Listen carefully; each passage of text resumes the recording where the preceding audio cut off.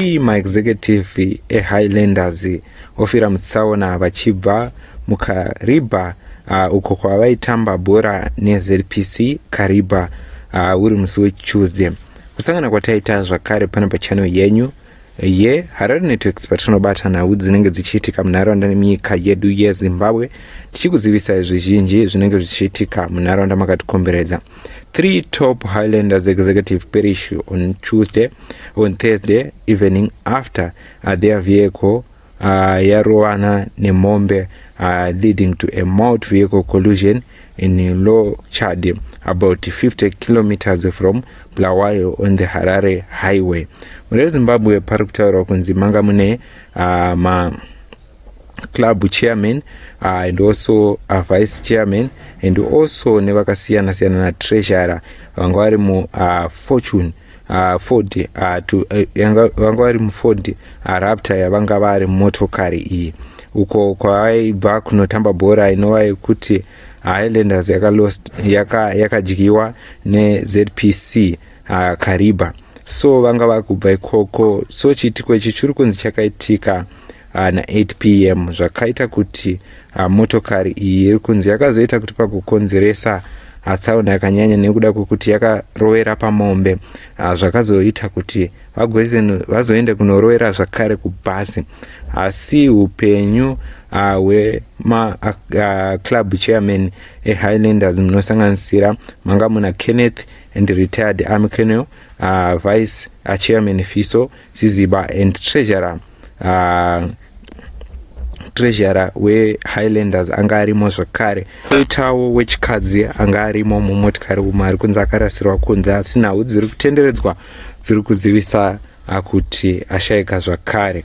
So now we mukutsanangurwa kwayo ikuziviswa kunze a woman traveling with the Highlanders executives was allegedly thrown out of the vehicle when it overturned before being run over.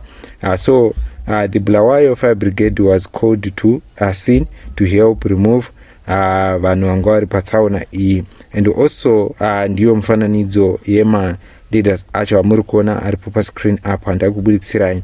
Zvinhu zvikurwadza, zvinhu zvikusirisa zvaitika. Ende taona pachiitiko ichocho zvakare vamunangagwa vanyora tsamba vachiti ivo kuradzikwa kwevanhu ava kuchange kuchibatsiridzwa nehurumende yenyika yeZimbabwe. And also ndo tsamba yamuri kuona iripo pascreen apo iri kubva mumaoko aChief Secretary to the President Cabinet Dr. Martin Rushkwayo.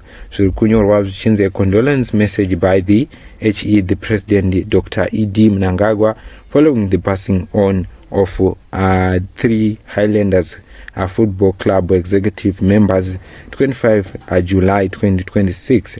The Chief Executive to the President and Cabinet Dr.